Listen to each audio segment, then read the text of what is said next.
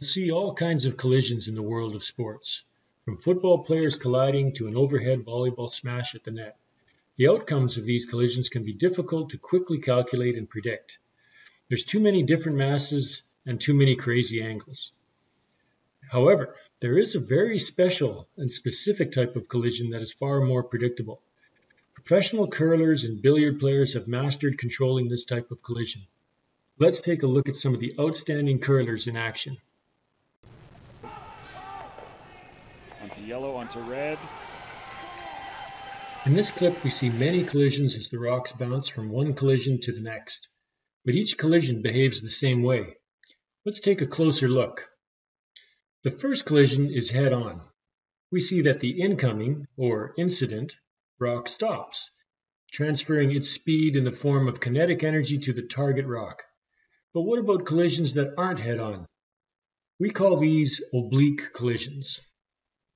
The incident rock in this case only glances off the target rock. Consequently, it does not transfer all of its kinetic energy to the target.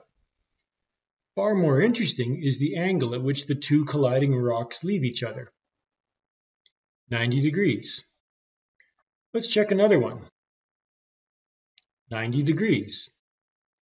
This fact is mastered by the curler. It allows them to predict exactly where the rocks will travel after the first collision. They can map out the path their rocks will follow based on this fact alone. Billiards or pool works the same way.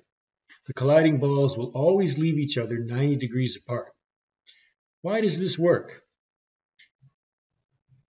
Let's examine the physics by looking at a simulated pool shot. Here we see an incident ball that strikes a stationary target ball with the same mass. You should notice that the final paths depart 90 degrees to each other. In other words, theta 1 plus theta 2 equals 90 degrees. Why is this? Let's start with conservation of momentum. We know that the sum of the momentum before has to be equivalent to the sum of the momentum after in order to be conserved. When we follow this through by substituting mv, we get the following equation. Since all the masses are identical, we can cancel them off. We are left with a vector equation that shows the velocities only. But pool balls and curling rocks are also considered to be elastic collisions. That is, no energy is lost as a result of the collision. This means that the only energy involved will be kinetic. This gives us yet another equation where the sum of all the kinetic energies before has to equal the sum of all the kinetic energy after. Since we have only one ball moving before and two moving after, we get the following equations once we substitute in our masses and our velocities.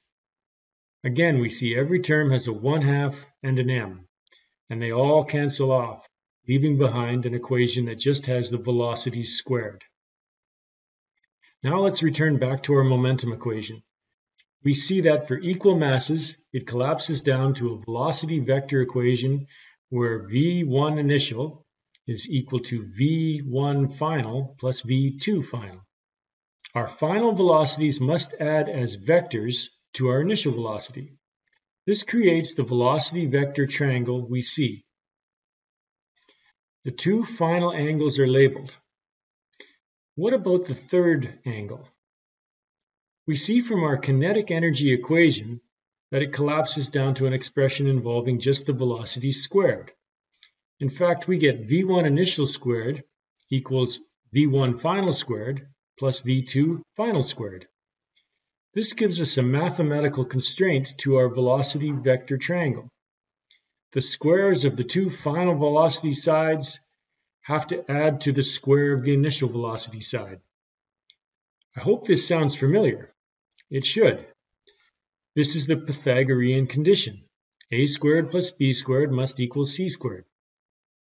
You might recall this is only true for right triangles. This means that our unknown angle between the two final velocities must be 90 degrees. Since angles in a triangle must add up to 180, this also means that theta 1 and theta 2 have to be equivalent to 90 degrees. In other words, for oblique elastic collisions involving equal masses like the ones shown here, the final paths will be 90 degrees apart, which makes these collisions both predictable and controllable.